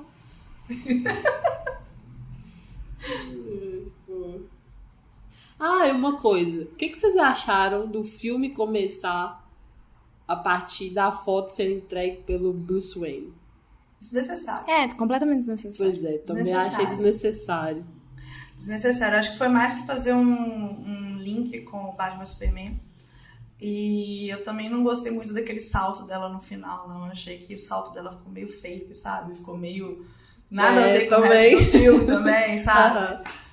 Eu acho que tinha outras maneiras de encerrar o filme. E de começar, né? E de começar. Até porque a cena mesmo que eles tiram aquela foto, ela não diz muita coisa, ela não tem uma importância, assim, né? Mas estavam lá, tiraram uma foto e ficou registrado, né? O momento. Mas aquilo tomou uma proporção, né? Porque no filme do Batman vs Superman é o primeiro momento que o Bruce Wayne tem conhecimento, né? Não sei, é a única foto que ela tem junto com o Steven. É a dúvida, foto do momento que ela virou Mulher Maravilha, a primeira vitória dela no mundo dos homens. Tem razão. Eu acho que ela tem impacto, sim. Mas eu acho que ela tem mais impacto no Batman vs Superman, porque é ali que a gente sabe que ela é uma Mulher Maravilha, né? Então eu acho que foi por isso que eles resolveram trazer de novo pra quem tinha visto o filme, mas desnecessário. Eu acho também, eu concordo com a Carol, acho que foi só pra fazer o link mesmo, fazer essa coisa é o mesmo universo, né? Então, acho que é por isso. Não sei, a cena mesmo que eles tiram a foto, entendeu? A cena é muito rápida. Sabe? Mas depois, né, já que ele morre, vira a foto, né? Eu queria discutir um pouco o que vocês acham, qual vai ser o efeito desse filme nos próximos filmes, tanto da DC, né, quanto com protagonista feminina, porque eu fiquei sabendo alguns dados sobre essa questão, que parece que nesse filme, pela primeira vez, o público feminino está maior do que o público masculino, acho que está 52% de mulheres, sendo que a média para filme de super-herói é de 60% homens e 40% mulheres. E não sei, o que vocês acham? Olha, é como eu disse, acho que assim, tentando abrir o caminho, né? Eu acho que a gente já tem um movimento de protagonismo feminino que já está vindo, já tem algum tempo, né? A gente pode pegar Furiosa, a Ray, a Jean, né? Então acho que ele é como se fosse para sedimentar mesmo, que dá para fazer filme de ação com mulher, né? E que é um negócio até um pouco irônico se a gente parar pra pensar que não é uma coisa nova. Se pegar final da década de 70, começo da década de 80, você tinha a Ripley, tinha a Sarah Connor, né? Então, assim, eu só espero que não seja só uma onda momentânea, igual foi naquele período, sabe? Que seja uma coisa contínua, né? Pra gente repensar o protagonismo, não só o protagonismo, mas o coprotagonismo feminino, sabe? Eu acho que até mesmo nos filmes da Marvel, você pensar assim, no caso da Viúva Negra, alguns filmes você tem uma visão até um pouco ainda sexualizada dela. Eu acho que talvez no Guerra Civil é o primeiro filme da Marvel que eu olho pra Viúva Negra e falo assim, que a mulher tá aqui dando porrada mesmo. Não estou pensando em mostrar a bunda dela. Né? Que, aliás, ela é uma personagem que daria um ótimo filme. Nossa, eu sou apaixonada com ela. Desde os quadrinhos. Eu sempre curti muito a Viúva Negra. Então eu acho que ela daria um filme muito bom também. Eu acho importante mesmo você voltar nessas outras personagens, que é um caminho que, na verdade, assim, de protagonismo feminino, acho que a gente já tá batalhando há mais tempo. Sim. Agora, no universo do super-herói, eu acho que é uma grande novidade, sabe? Sim. Assim, com essa força de ter, por exemplo, eu acho incrível de ver uma coisa boba, mas já é um grande passo. Um pôster, sabe? De super-heroína e a Mulher Maravilha. Você só tá acostumada a ver Batman, Superman, ou você tá acostumada a ver vários juntos, né? X-Men. Não, é uma infinidade de filmes. Eu vi que na última década foram 55 filmes saídos do quadrinho e 0 com protagonismo feminino até agora. Porque a gente não tá considerando, por exemplo, Mulher Gato, né? Do começo, nem Electra, que são de antes de 2007. Então, na última década, realmente foi só isso. E a gente fica pensando, eu vi também alguém falando isso, que a gente realmente só vai saber que a gente tem a liberdade de poder fazer filmes com protagonismo feminino sem que isso seja questionado quando houver a mesma quantidade de filmes e poder ser feito filme ruim, porque o tanto de filme ruim que tem com protagonista masculino, ninguém falou, não, agora vamos tirar os homens do protagonismo, que isso aí é culpa do protagonismo masculino, né? Então... Até porque se esse filme tivesse sido ruim, ele não podia ser ruim, né? Ele já estreou com essa responsabilidade, né, de ser bom, né? Porque era impossível, não pode ser ruim. Né? Tanto por ser um filme protagonizado por uma mulher, um personagem icônico da cultura pop, quanto porque os outros filmes da DC não saíram muito bem. Exato. Então, eu concordo plenamente. Acho que tem que chegar num ponto em que as diretoras, né, e os filmes com mulheres, os filmes de super-heróis com mulheres, podem ter o direito de errar também, gente. Né? Eu acho que esse filme, a gente discutiu aqui, né? Vocês levantaram muito bem assim, pontos em que ele tem problemas. Né? Mas o resultado final, eu acho que é positivo. Nossa, né? muito positivo. Não tem questionamento a respeito disso. Ele vai investir em algumas questões de fórmula, né, que a gente observa também nos outros filmes de super-herói, mas é um modelo, né, essa questão da jornada de herói, é uma fórmula, né, não tem muito. E também não é um filme que podia arriscar demais, porque essa coisa dele precisar ser bom é uma necessidade, assim, política, né, esse filme precisava ser bom, assim, politicamente mesmo, para mostrar que é possível fazer, né, é possível fazer um filme que é lucrativo. Né? Que o estúdio também fica de olho nisso. Os estúdios estão pensando. Está mais preocupado né? com isso, sim, na verdade. Né? Então, essa estreia do primeiro final de semana, né? Foi muito boa pro filme. Foi muito boa, né? O filme que faz 100 milhões no primeiro fim de semana nos Estados Unidos, ele já sai ganhando. Né? Então, eu acredito que a gente ainda tem aí pela frente, né? O Capitão Marvel. Sim. 2018, que é só 2018, acho que é. Né? Demorando. Tem o Homem-Formiga e a Vespa, que vai ser dividido, né? Mas pelo menos teremos uma personagem principal mulher. E a gente parece que na franquia dos X-Men eles vão refazer a Fênix Negra, né? A saga da Fênix. Nossa, ainda bem, né? Porque foi muito agora, mal utilizado. O Wolverine, né, parece que aposentou, né? Então é provável que a Jean seja de fato a principal, né, da franquia X-Men agora. Vamos ver. Eu também tinha criado uma expectativa de ser um filme ousado. Assim como o Logan foi, sabe? Trazer uma novidade, alguma coisa diferente, assim. Só que a importância dele é tamanha que realmente, sabe? Eles tinham que jogar com as fórmulas, com o modelo. E assim, eu acho que o Logan, por exemplo, ele é ousado, ele é diferente, exatamente porque o personagem já está até estabelecido, né? Sim. A franquia já está estabelecida. Então ele pode fazer aquilo. Eles puderam errar muito em X-Men para poder chegar no Logan. Exatamente. Então, assim, não dá pra gente também cobrar a ousadia de algo que tá começando agora, né? Que tá tentando se firmar agora, assim, pra personagem em si. É que esse filme, acredito que para as crianças vai funcionar maravilhosamente. A gente que já tem uma visão mais crítica das coisas, a gente observa esses problemas. Mas eu acredito que uma menina vendo esse filme vai vibrar e assim, vai achar o máximo, né? Como os garotos vibravam vendo o Superman do Richard Donner, né? Porque o Homem de Aço, com o Henry Cavill, ali eu já acho que não é um filme que é para criança, né? A Mulher Maravilha dá para criança ver. Agora a Mulher Maravilha, sim, acho que já é até aquele comecinho, né? Com ela aquela pequenininha, né? Que é uma gracinha. Acho que já é uma mensagem que está sendo dada, né? E o filme não ter essa questão da violência muito gráfica, como nesses outros dois filmes, né, do Superman e do Batman tiveram. Ele não tem sangue, se para pensar. Tem tiro, lá nos Estados Unidos a censura lá é PG-13, então não costuma ter sangue, né? Pois ela fica a espada no cara e não tem uma gota de sangue escorrendo da espada. Isso aí dá um pouco de preguiça, mas acho que é o que a gente tem que lidar por causa da censura. E abre... Não é nem censura, é indicação etária.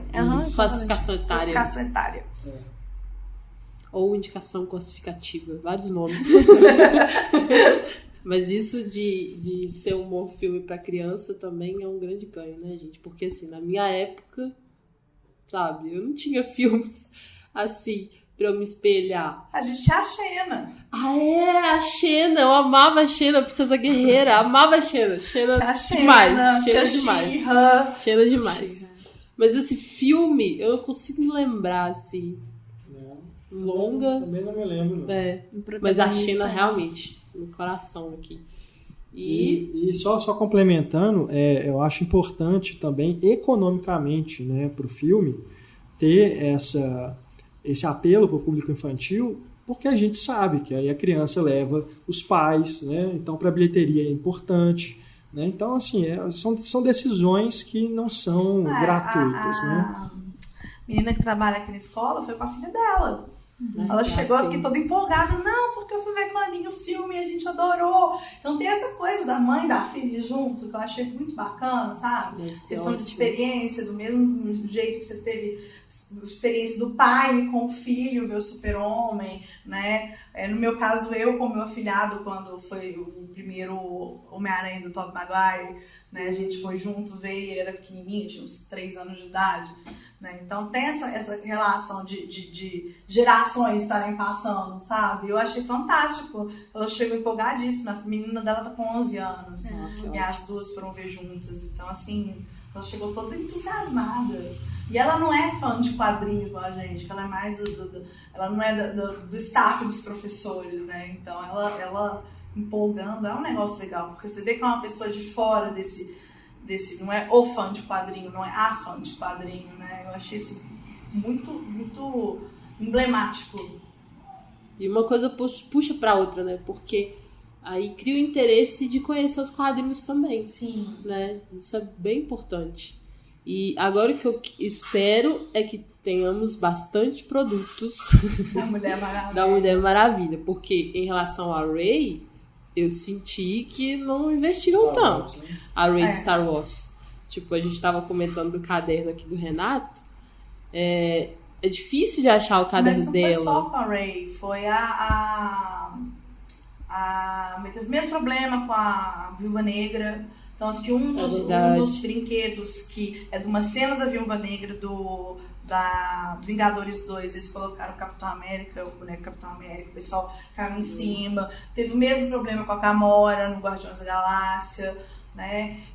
Eu acho que isso aí também é questão do pessoal do marketing e dos produtos pensarem um pouco, né? Então, como a Marvel da Disney tem um pouco essa questão de estarem competindo com as princesas. Já a DC, ela já tem uma pegada um pouco diferente. Então, acho que a DC, como ela tá fazendo uma parceria com a gente não lembra se é a Mattel, mas eles estão com uma parceria com uma outra produtora de brinquedo, eles já estão fazendo merchandising das super-heroínas. Tem o Super Hero Girls, né, que é a escola de super-heroínas, que é a principal, Mulher Maravilha, né, tem a Arlequina, tem a Era Venenosa, tem a Batgirl. Então tem os curtinhas das Super Hero Girls, teve o filme das Super Hero Girls. Então tem a linha de bonecas de super-heroínas da DC voltada para o público infantil. Tanto que no mês passado o brinde do McDonald's era as meninas Super Hero Girls, para as meninas, e os outros da Liga da Justiça. Né? Então eu consegui a Mulher Maravilha. Já tinha acabado. Consegui só Batgirl. Eu não Mas soube. tem. Então, assim, tem uma linha, tem uma Barbie maravilhosa da Mulher Maravilha que saiu também. Nossa, é linda demais a Barbie. Pra quem gosta de colecionar boneca, eu recomendo muito, que é muito bonita. Então, assim, a DC nesse ponto, ela tem um diferencial em relação à Marvel. Né? Então tem uma coisa assim, uma coisa mais interna da área comercial da Marvel / Disney / Princesa, que às vezes trava um pouquinho. A DC tá abrindo o olho um pouco pra isso. Ótimo. Legal, interessante. Mulher Maravilha, Tô doida pra everywhere. Por favor. Um monte de criancinha vestida de Mulher Maravilha aí, tô doida pra ver. Já saíram algumas fotos no Twitter, né? De criancinhas vestidas de Mulher Maravilha. Eu vi, que coisas fofas, gente. Nossa. Vocês não foram no CCXP. Tem um monte de menininha de Mulher Maravilha. Tinha menininha de Harley Quinn. Ai, que bonitinha, gente. Nossa, fofo. Eu só tenho mais uma observação, que é algo que eu senti que faltou no filme. Uma participação especial da Linda Carter. Ah, com certeza. Tinha que, eu achei que ela ia ser hipólita, gente. Eu li sobre isso e, na verdade, eles tentaram, mas não conseguiram por causa da agenda dela. Poxa, pena. E aí eu pensei, poxa, mas ela tinha que ter. Ai, foi tão linda elas duas encontrando, ela reverenciando a Gal Gadot e a Gal Gadot reverenciando ela, sabe? Foi muito, muito bonito. Assim. Mas a Gal, a gente não comentou, fez um trabalho ótimo, né? Eu gostei bastante, assim, de ao mesmo tempo passar a força e a ingenuidade de estar descobrindo coisas, um mundo novo, situações novas, assim. Eu achei que ela fez um trabalho bacana. pra uma pessoa que não tem tanta experiência, né? Sim. Ela tem quantos filmes? Nem sei. Os Velozes e Furiosos, né? Acho que uns 2 ou 3. E fez mais alguns outros filmes, assim, fora dessas grandes franquias, mas é uma atriz que não... Ela era modelo e antes era soldado, né? Ela fez 2 anos. Ela foi Miss Israel aos 18 anos. E depois por foi 2 para anos, as Forças por 2 Armadas. anos ela foi para as Forças Armadas, mas ela fazia, ela treinava esportes nas Forças Armadas. Ah, tá. Porque ela também é da área de esporte e ela tem formação em combates, artes marciais. Mulher é foda. E aí eu achei bem impressionante, assim, pra ela, sabe? Tô começando agora, ela já entrega uma interpretação muito bacana pra uma personagem que carrega tanta representatividade, Sim. tanta história, né? Então, e confesso que quando anunciaram ela, eu fiquei um pouco pé atrás, porque eu achei ela meio magrela, sabe? Falei assim, poxa, mas Mulher Maravilha, com esse corpinho, eu sou magrela também, então eu queria ver uma mulher, sabe? A gente queria a Xena. Exato, a gente queria a Xena. Mas isso é até bom força, pra questão, né? Da sexualização, né? Pois então, é, acho sim. que acaba melhorando um pouco nesse sentido. Ela não tem um peitão, essas coisas. E assim, ela mostra força, apesar de ser magrela, Sim, assim, sim. sabe? Ela tem bíceps, né? Assim. Isso se passou, isso dissipou, assim, foi só um primeiro momento, assim mesmo. Mas não deixa de ser também uma representação de padrão de beleza. Claro, não tem né? como. De magreza, ser branca e tal. Que assim, ela tá representando a mulher, mas não todas, digamos assim, né? Mas ao mesmo tempo eu acho bacana que você tem a Ilha das Amazonas, que tem uma Verdade. ampla diversidade. Verdade. Você tem Amazonas negras, você tem Amazonas Que ficou gordas, você lindo tem isso. Amazonas magras, alta, parruda, baixinha, tem de todos os formatos e tamanhos, assim. É bem de legal. funções Verdade. diferentes também, Sim, sim. né? É bem legal. Por isso que eu quero mais das Amazonas. Por favor, produzam algo. Eu até estava lendo aqui, enquanto você estava discutindo, né, lendo a respeito do roteirista, ele chegou a propor um seriado que se chamaria Amazonas. Olha aí, vamos pra Bora. frente com isso. Mas não foi cancelado, eles não chegaram nem a filmar. Ah, que dó. E é o primeiro longa que ele escreve, né? Ele vem dos quadrinhos, teve alguma experiência na TV e agora está estreando no cinema. Alan Heinberg, o nome dele. Eu acho que é parte da vontade de estar lá naquele mundo perfeito, feito sim. por mulheres. É sensacional isso. Aí eu li também que o Zack Snyder fez um cameo. Ele era um dos soldados. Soldado. né? Eu não sabia disso, não. Eu nem consegui ver. Tipo, se eu não tivesse lido, eu nem ia saber. Na batalha final tem uma cena que ela roda. Assim, eu acho que isso é um pouco homenagem à Linda Carter. Porque tinha aquelas ceninhas da transformação que ela girava, né? Achei bacana, assim. Ai, gente, um dado. A maior bilheteria de filme dirigido por mulher, né? Lá dos Estados Unidos. E o recorde era 50 tons de cinza. Eu falei... Que bom que foi um recorde tão bem quebrado, sabe? Sim. Muito representativo, muito. Bacana, gente. Nosso papo aqui, 1h30, nem pareceu que foi isso tudo, né? E podia render ainda mais. Foi bem legal, Carol. Muito obrigado. Eu que agradeço, adoro participar do podcast de vocês. Foi ótimo e a gente vai te chamar mais vezes. Pode ter certeza. certeza. E é isso, gente. Vejam Mulher Maravilha, né? Revejam também, né? Vê mais de uma vez, que acho que vale a pena. Conheçam a personagem, né? Nos quadrinhos também, que eu tô super curiosa, eu quero ler agora. Eu recomendo vai muito ter ler a fase do George Pérez, que é uma parte muito boa. A da Gayle Simone, que é a autora de algumas edições dela. O pessoal gosta muito da fase do Geoff Jones, que infelizmente ainda não li, que é uma mais recente. E tem um especial maravilhoso com a Jill Thompson, que ela trabalhou com a Mulher Maravilha no período de reformulação do George Pérez. e depois trabalhou em Sandman. Então ela tem um especial que ela fez, que é todo em aquarela, que é lindíssimo. Eu amo aquarela. É lindíssimo, então eu recomendo muito o trabalho de Jill Thompson, que teve aqui no FIC de 2013, né? Uma pessoa maravilhosa, uma artista fantástica. Então, assim, e claro, quem tiver oportunidade, ver o seriado A Linda Carter, ver a série da Liga da Justiça, que tem uma representação muito legal dela, do Paul Dini e do Bruce Timm, e oportunidade também de ler os quadrinhos originais, ou pelo menos dar uma olhada no livro que está saindo agora, se eu não me engano, foi o Érico Assis que traduziu, que conta a história do autor da Mulher Maravilha.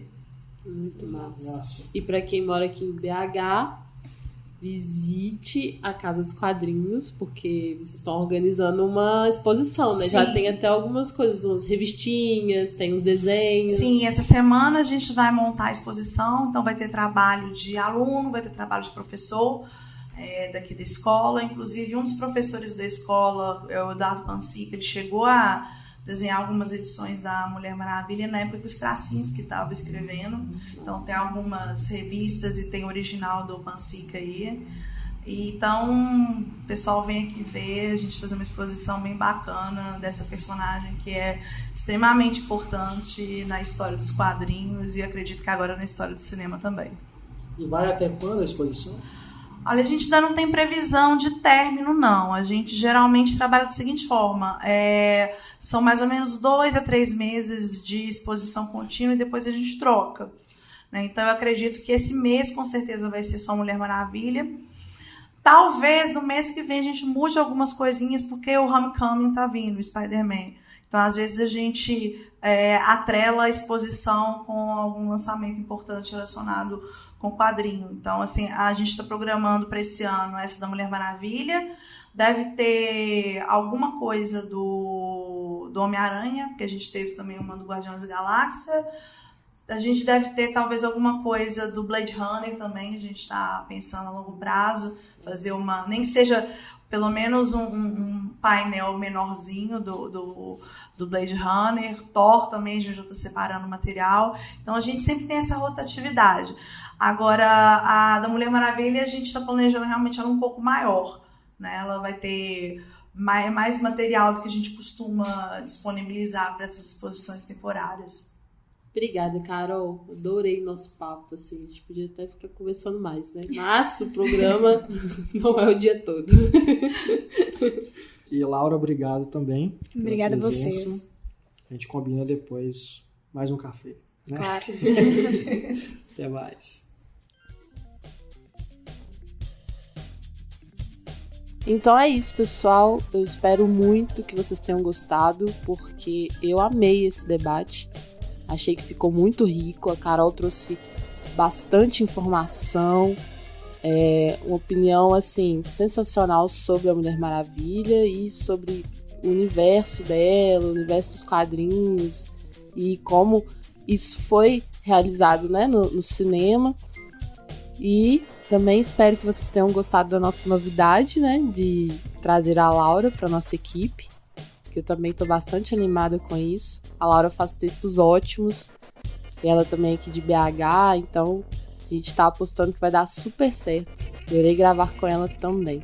Sem dúvida nenhuma, né? Um dos programas mais legais que a gente fez esse ano. O debate foi muito bom.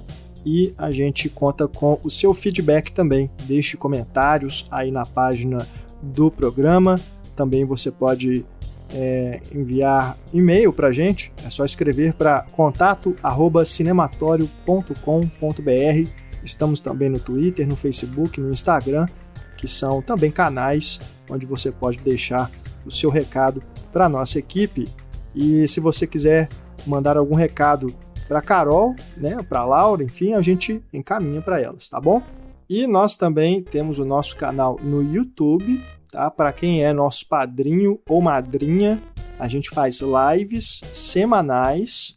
Então, você colaborando a partir de R$5, você tem acesso ao link para você nos ver ao vivo, né? Eu e a Raquel comentando aí notícias e outros acontecimentos ao vivo nas quintas-feiras, né, na Central Cinematório. E você, depois esse vídeo fica disponível no nosso canal no YouTube, tá? Mas para ver ao vivo, né? É um evento exclusivo para os nossos padrinhos e madrinhas. Também quem tem acesso ao nosso grupo no Telegram, né? É outro benefício para quem é apoiador do Cinematório. Você pode ver os links lá, né? E também ter acesso antecipado aos nossos podcasts, né? Contribuindo a partir de R$5, galera. É um valor bem básico aí, você já tem acesso a esses benefícios.